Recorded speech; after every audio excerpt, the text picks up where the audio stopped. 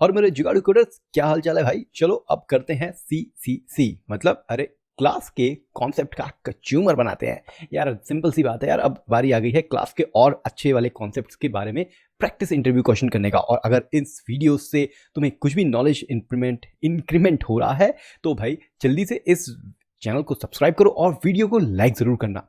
And शुरू करने से पहले जल्दी से मैं बता दूं कि यहाँ पे हम 4 क्वेश्चन सॉल्व करने वाले हैं। और पहला क्वेश्चन है सिंपल सा कि explain the use of instance of operator with classes. अब ये इंस्टेंस ऑफ करता क्या है देखते हैं।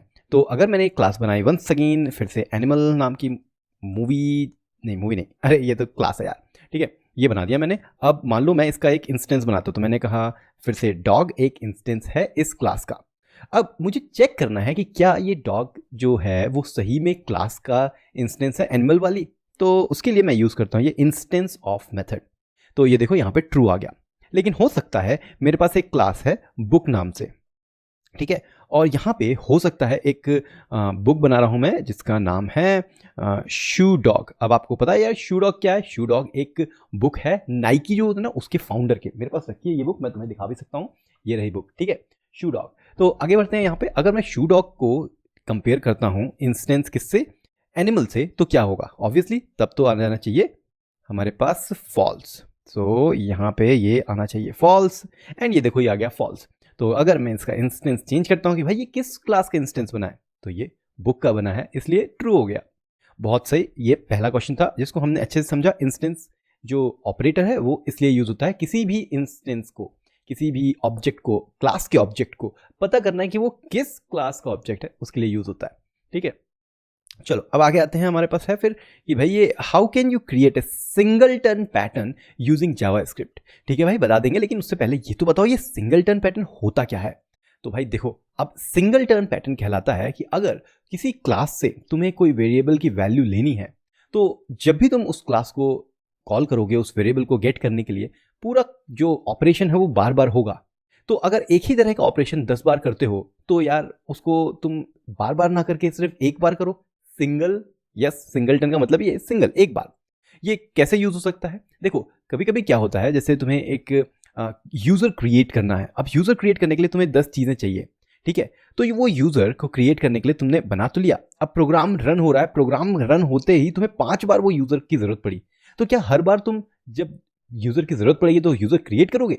नहीं, एक बार जो क्रिएट किया था ना, नेक्स्ट टाइम अगर तुम कॉल करोगे ना यूजर क्रिएट करने का, तो वो रियल में क्रिएट नहीं करेगा, पुराना वाला ही यूजर वापस दे देगा। ये होता है सिंगलटन पैटर्न। चलो इसको समझते हैं हम एक कोड की मदद से। तो यहाँ पे क्या करेंगे, हम एक फिर से एक क्लास बनाएंगे और इस क्लास का नाम हम दे देते हैं लेट्स से सिंगलटन। अब ये हुआ क्या कि भाई इसको क्लोज भी तो करना है ऐसे करके, ठीक है। तो ये हो गया, अरे ऐसे ही आएगा, ठीक है। तो ये सिंगलटन करके हमने एक क्लास बना ली बहुत बढ़िया तरीके से। अब ये क्या बोल रहा है भाई, कहीं तो कुछ गड़बड़ है कोड में। तो ये क्लोज किया हुआ है हमने, सही तरीके से क्लोज भी किया हुआ है, क्या प्रॉब्लम है इसको। तो ये क्लास ऐसे बनती है ठीक है। अब हमने इंस्टेंस बनाया और इसको इंस्टेंस 1 नाम दिया। फिर से हम इंस्टेंस बनाते हैं और इसको इंस्टेंस 2 लगाते हैं और अब चेक करते हैं कि क्या ये दोनों इंस्टेंस सेम है या नहीं, देखते हैं। तो हमने कहा यार नहीं, ये 2 अलग अलग इंस्टेंस हैं और दोनों ही अलग अलग तरीके से क्रिएट हुए हैं। इसका मतलब इसको ऐसे समझ सकते हैं कि अगर मैं कंस्ट्रक्टर पे जाऊं और कंस्ट्रक्टर पे मैं लॉग करूं कि कंस्ट्रक्टर कॉल्ड, तो ऑब्वियसली वो 2 बार कॉल हो रहा है क्योंकि हमने 2 बार इंस्टेंस बनाया। तो भाई इसमें प्रॉब्लम क्या है?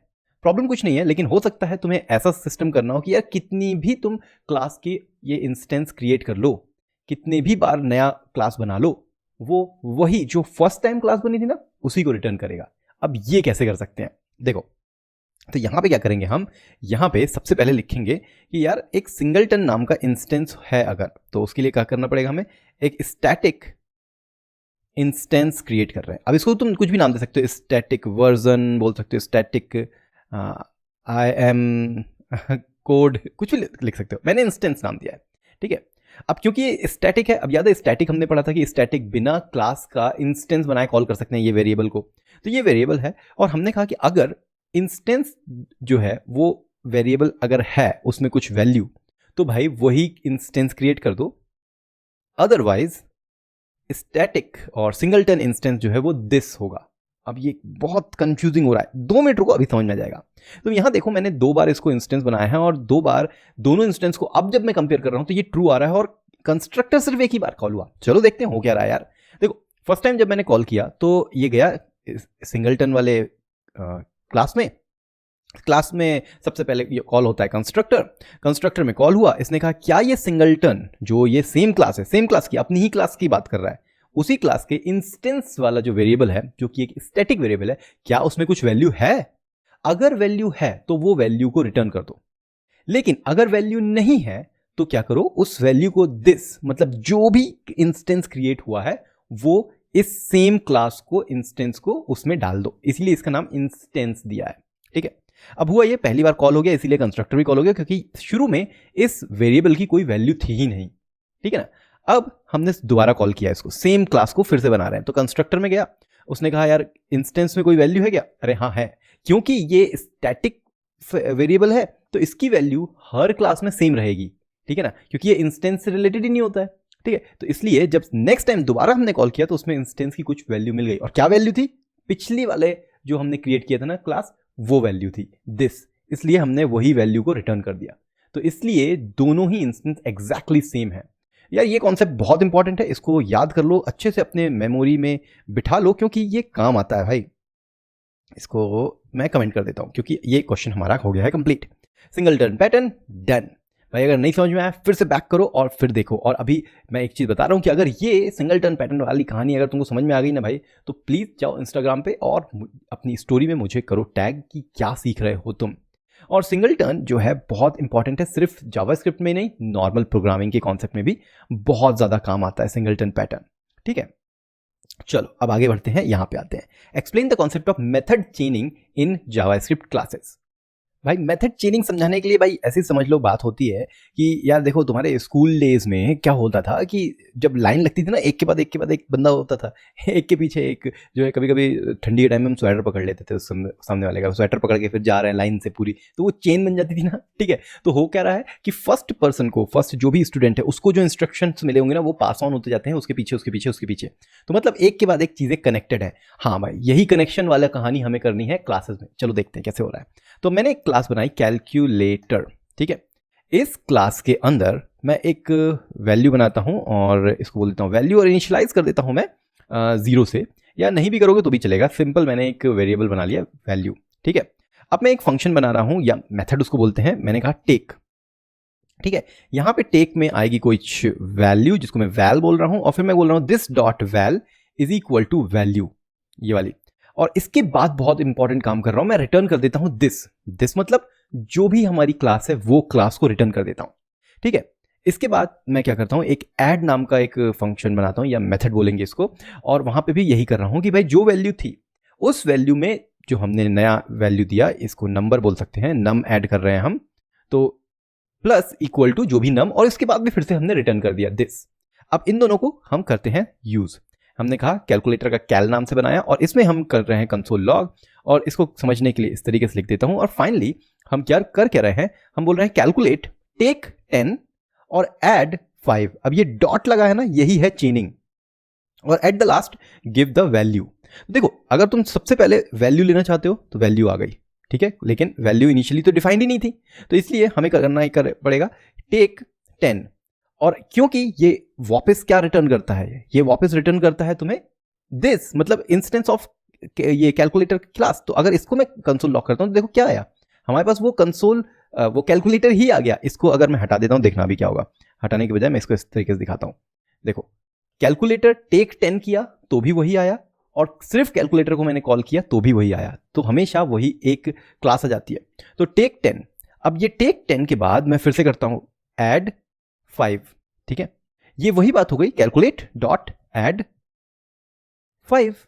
ठीक है ना, ये सेम कहानी है। ठीक है, तो ये हो गया। अब इसको तुम दूसरे तरीके से भी समझ सकते हो। देखो सबसे पहले क्या कहा तुमने, भाई कैलकुलेट में टेक 10, फिर एक काम करो कैलकुलेट में ऐड 5, और फाइनली करना क्या है भाई, मुझे कैलकुलेट की वैल्यू दे दो, ये वही है। ठीक है, अब इसमें हो सकता है मैं एक और ऐड कर देता हूं, मल्टीप्लाई भी ऐड कर देता हूं, देखते हैं क्या होता है भाई। मल्टीप्लाई ऐड किया मैंने, तो अब मैं क्या कर रहा हूं, यहां पे वापस कर सकता हूं कैलकुलेट डॉट मल्टीप्लाई, और मैंने कहा मल्टीप्लाई 2 कर दो तो ये 30 हो गया। लेकिन ये सारी चीज़ें बार बार कैल डॉट करने की बजाय तुम हमेशा ये इसको ऐसे मेथड को चेन कर सकते हो, एक के बाद एक लगा सकते हो। यही होती है भाई मेथड चेनिंग। और फाइनली हमारा आ गया रिजल्ट। तो ये हो गई मस्त तरीके से मेथड चेनिंग का एग्जाम्पल। समझ में आया तो बढ़िया, नहीं आया तो भाई एक बार रिपीट करो, फिर से समझना, क्योंकि बहुत इससे इजी तुम्हें एग्जाम्पल कहीं नहीं मिलेगा भाई मेथड चेनिंग का। बहुत इजी एग्जाम्पल है और अब समझ में आ गया होगा, एक के बाद एक मेथड आ गई। और वो कैसे काम कर रही है, क्योंकि हर बार तो हम रिटर्न में दिस कर देते हैं, इसी से मेथड चेनिंग हो जाती है अपने में पॉसिबल। बहुत अच्छा कॉन्सेप्ट है भाई मेथड चेनिंग का, समझ लेना। और फाइनली आ जाते हैं भाई हमारे पास what is the purpose of object dot freeze method. और भाई इस पॉइंट पे अब इतनी तुमने पढ़ाई कर ली है यार जावास्क्रिप्ट के बारे में, ये तुम्हारे लिए है होमवर्क। तो भाई ये कॉन्सेप्ट को समझना है। अब मैं तुम्हें थोड़ा सा हिंट भी देता हूँ भाई, अगर नहीं समझ में आया तो इस एग्जैक्ट ये जो क्वेश्चन है इसको कॉपी करो, चैट जीपीटी से पूछो, समझो उसका आंसर, और फिर वो आंसर मुझे इंस्टाग्राम पे भाई टैग करो। मैं तुम्हें बताऊंगा कि वो तुमने सही तरीके से समझा है या उसका और बेटर तरीका है, इजी तरीका है समझने का या नहीं तरीका है। और अगर कहीं तुम्हें नहीं समझ में आ रहा तो भाई ये क्वेश्चन को तुम मेरे किसी भी स्टोरी में जाओ, वहाँ पे तुम रिप्लाई करके पूछ सकते हो, या मुझे डीएम कर सकते हो, या किसी भी तरीके से तुम मुझे और पूछ सकते हो, ईमेल करके भी पूछ सकते हो। और यार ये यूट्यूब वीडियो के कमेंट में भी तो पूछ सकते हो, क्या दिक्कत है। ठीक है, तो ये है तुम्हारे लिए होमवर्क, ज़रूर कंप्लीट करना भाई, बहुत ज़रूरी है। और प्रैक्टिस करते रहना तभी कुछ बनेगा। ठीक है भाई, तो वंस अगेन अगर कुछ भी तुम्हारा नॉलेज अपग्रेड हुआ हो तो इस चैनल को सब्सक्राइब करके वीडियो लाइक ज़रूर कर देना, और कोड में करते रहना है तुमको जुगाड़, और देखते रहना है कोड जुगाड़।